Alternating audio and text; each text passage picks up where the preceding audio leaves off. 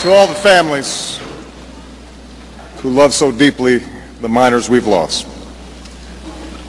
To all who called them friends, worked alongside them in the mines, or knew them as neighbors in Moncole and Neoma or Whitesville, in the Coal River Valley, and across West Virginia.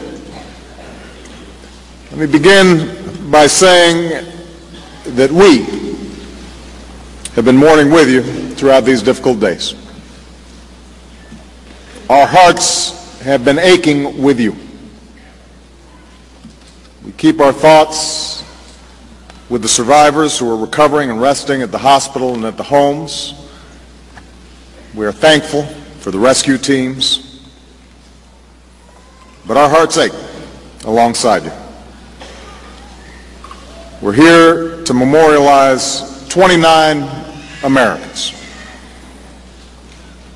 Carl Acord, Jason Atkins, Christopher Bell, Gregory Stephen Brock, Kenneth Allen Chapman, Robert Clark, Charles Timothy Davis, Corey Davis, Michael Lee Ellswick, William I. Griffin, Stephen Harrah, Edward Dean Jones, Richard K. Lane, William Roosevelt Lynch, Nicholas Darrell McCroskey, Joe Markham, Ronald Lee Maynor, James E. Mooney, Adam Keith Morgan, Rex L. Mullins, Joshua S. Naper, Howard D. Payne, Dillard Earl Persinger, Joel R. Price, Deward Scott, Gary Quarles, Grover Dale Skeens, Benny Willingham, and Ricky Workman.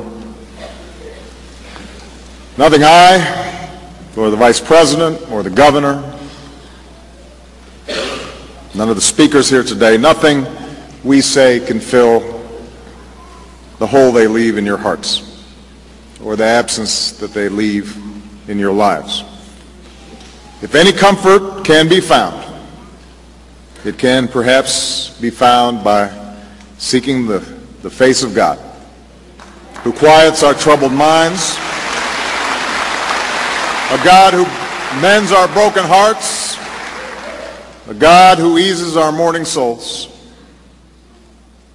Even as we mourn 29 lives lost, we also remember 29 lives lived. Up at 4:30, 5 o'clock in the morning at the latest, they began their day as they worked in darkness, in coveralls and hard-toe boots, hard hat over their heads. They would sit quietly for their hour-long journey, 5 miles into a mountain. The only light, the lamp on their caps, or the glow from the man trip they rode in.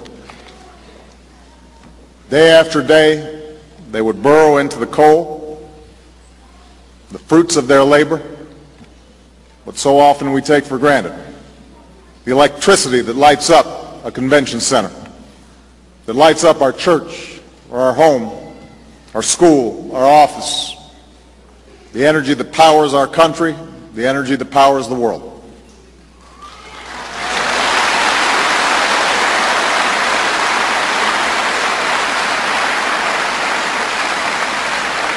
And most days they'd emerge from the dark mine squinting at the light.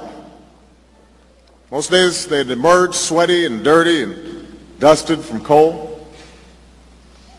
Most days they'd come home. But not that day. These men, these husbands, fathers, grandfathers, brothers, sons, uncles, nephews, they did not take on their job unaware of the perils. Some of them had already been injured. Some of them had seen a friend get hurt.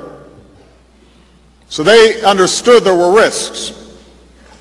Their families did too. They knew their kids would say a prayer at night before they left.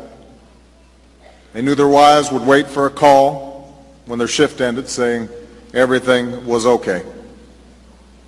They knew their parents felt a pang of fear every time a breaking news alert came on or the radio cut in.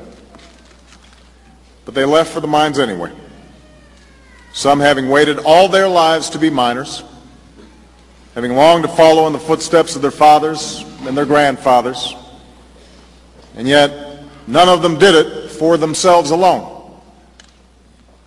All that hard work, all that hardship, all the time spent underground, it was all for the families. It was all for you. For a car in the driveway, a roof overhead, for a chance to give their kids opportunities that they would never know, and enjoy retirement with their spouses. It was all in the hopes of something better. Until these miners lived, as they died, in pursuit of the American dream.